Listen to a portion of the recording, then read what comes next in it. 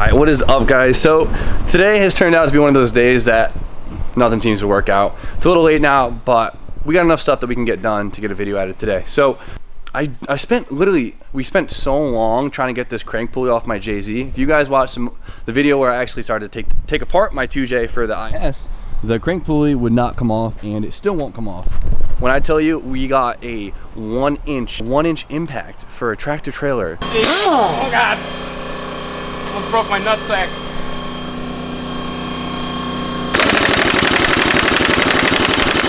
It is ridiculous. So I'm gonna try and lock out my crank again and just find the biggest breaker bar I could find and try again tomorrow. But for now, we're gonna hold off. But what's awesome is Tommy actually had Nisco drop off the parts from my E36 yesterday, which is great, which means we could get a few things done on the E36 tonight.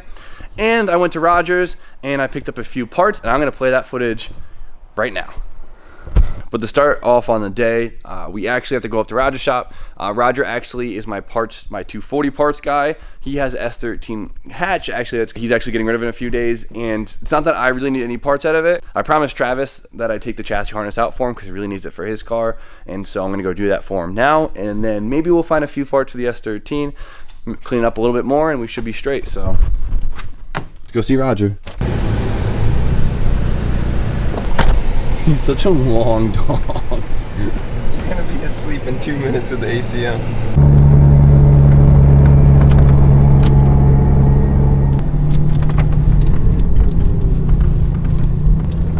Roger! Roger! Go get him, Go Tuck. get him! Go get him! Go get him, buddy. What's going on? Hi. What's up? Damn, here she is. Look at all these 240. I love it every time I come here. You're pretty organized right now. Well, I was on vacation for like 3 months, so. Nice. All right, there's a lot of. Huh? What do we need? So, damn. All right, guys. So I gotta pull. There's a harness that like snakes up through here on the chassis harness, and I don't know if I have to pull the dash, but it's basically halfway out anyway. So we're just gonna pull the dash.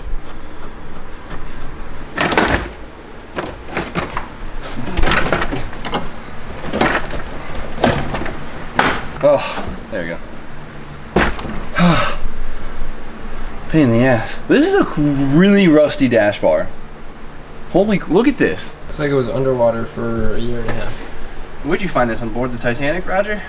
All right, so guys, this harness right here, it's attached to the whole entire harness on the front of the car, and it goes to your steering column. And unfortunately, it's underneath the dash, so I have to pull the dash. Come on. It's okay, I'll have to see my wrist. There we go. Yeah, buddy. Guys, it's out. Travis, if you're watching, I hope you're happy. There you go. Mint chassis harness. Now let's get the parts I need. All right, guys, so I ended up getting a pair of stock back seats, clean up a little bit, and stock tails. The tails on it now are a little much for the car, so we're gonna throw the stock ones on and take a little bit cleaner. So we'll do that. AC bumping. Tucker, ready to go back? Perfect. Look at this guy. He got monies. All right, guys, welcome back to the future. I quickly want to put the seats in the 240 because I'm excited to see how it looks because it does clean up a lot.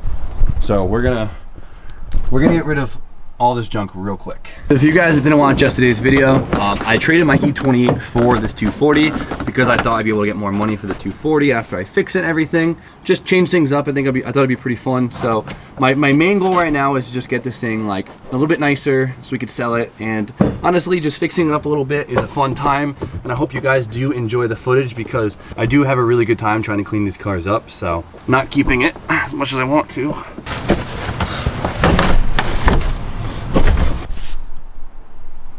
Now these cars look so much better with interior in them. I hate when people rip them out. If your car's like fully caged and the interior doesn't fit, I understand, but come on. It makes it so much nicer. All right, guys, so let's get some stuff done on the E36. So we have to swap the fuel rail. Reason being because M52, it comes with a electronically controlled fuel pressure regulator that's on the chassis. So instead of converting the chassis to a electronic fuel pressure regulator, I'm going to convert the M52 back to a manual fuel pressure regulator off of my M50. Shit just come right off. Come on. Come on. Whoever had this M52 actually put bigger injectors in it already, so I can just leave those injectors in there. It's a perfect supercharger. Now this is a fuel rail I have to put in. It's a little bit uglier. but there's a fuel pressure regulator. I guess I could have just added an aftermarket one to that rail, which I really wish I just did to begin with, because that would have just been better in the long run, and I would have saved a lot of time. Gonna put this in, and it's missing a bolt. It's a very, very, very specific bolt, and I have been digging around in my bolt bin for the past 20 minutes, and I can't find it. Nisco, if you're watching this, I'm mad at you. This sucks. I cannot find this bolt anywhere. Forever later, I found a damn screw, or bolt, whatever, and some line. So we got a vacuum line on it, fuel line on it that we can stuff down there, because that's not going on once it's back there. Just stretching. Hopefully these O-rings are not completely shot, because I don't have new ones. Spit on them. It would have been way better if I just put an aftermarket fuel pressure regulator on. Why the hell am I this? Do you have one? No, I don't. Should we ask around? Get in there. Snap! T-Sky update. Looking pretty crazy right now. The fuel rail is on. I think we're good. It kind of looks cool being black like that. It's a little more sleek, but okay. So now we have we hook up our feed and our returns. When to go put it all together, realize what, B-Haul? It's too late for what? To go shopping for car parts. So I messed up hard. I ruined my day. I'm really upset. Fuck. Nothing worked out today. I tried so hard today. Nothing worked out. One of those days.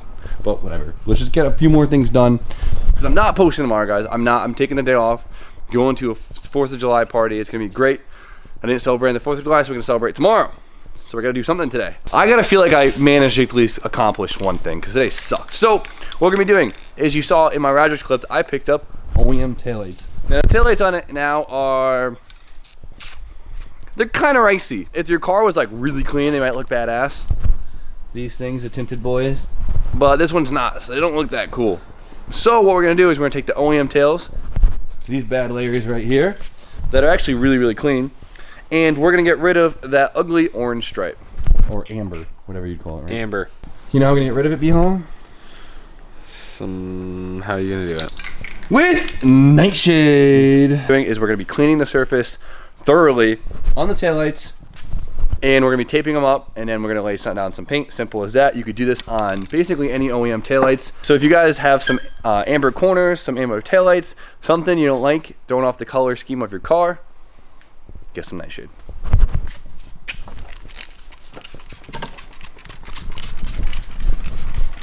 Okay, you're trying to flood it? Beautiful. How's your coming?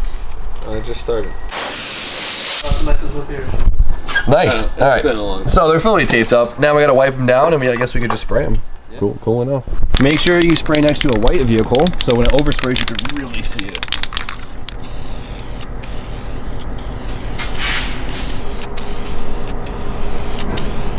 It comes out way better when you do a bunch of light layers and just like kind of caking on once, so we wait.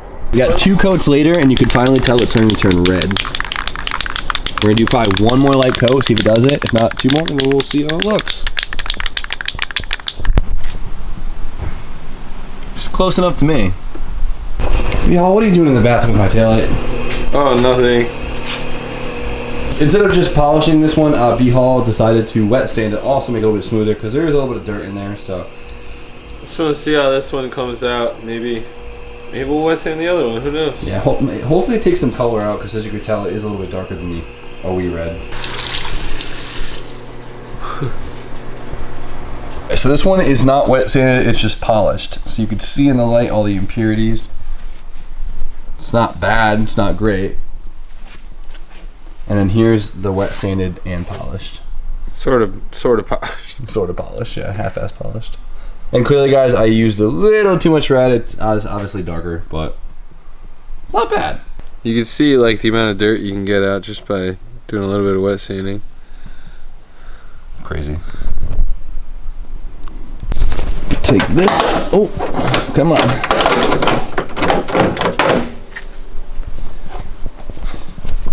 Not bad. I feel like I said, these would be really cool if they was on like a really, really clean car, but this car is definitely not clean enough for them.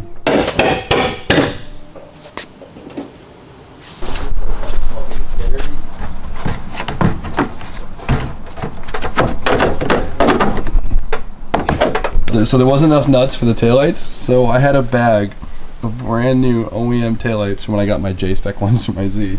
And me and Brian feel really guilty about bags. It doesn't deserve it. No. Well, that has a broken stud. That's great. Damn it, Roger. B-Hall, how does it look? Fire.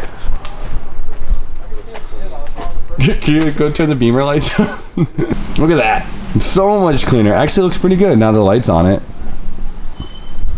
Hell yeah, that looks so nice in the white. OEM plus plus. So for you guys that don't like the aftermarket options for your taillights, or just the taillights are available for your car in general, this is always a cool mod. Red out the amber and it cleans them up so much. Does a lot for the car. Oh, what? Did I fix What are you doing? All right, hit the brakes. What is this party dance of lights? I mean, it really gets your attention. Yeah, that might even be better. I kind of like that. That's kind of cool. What is... All right, so clearly we have some electrical issues to handle. Yeah, I don't know. Whatever. All right, guys. Well, today, unfortunately, was kind of a bust. I hope you liked our little tutorial on how to red your whole taillights. If I was doing it again, I would spray a light layer of red on not only the upper part of the taillight, but on the center garnish too, so it all matched nice and evenly. But besides that, I hope you guys try that yourself and have a good time. So, sucks today was a washout. I tried really hard to get some stuff done, and sometimes it just doesn't work out. You guys know how it is. That's just life, especially with cars. Fuel rail's in, so that annoying part is done. I have to throw a fuel filter in, run a line to the front, and then we could really start putting everything back on. Definitely haven't been as motivated with the E36 as I should, but we'll definitely get this going by the end of at least next week. We'll have this thing hopefully on its first test drive. And the Lexus, of course, like I said, the gaskets will be here at the beginning of the week, so we'll get this done. So that's about it. I hope you guys still like today's video, and I hope you guys are excited for the next. So you guys know the deal. Like, comment, subscribe. Stay tuned for more content, and I'll see you guys on Monday.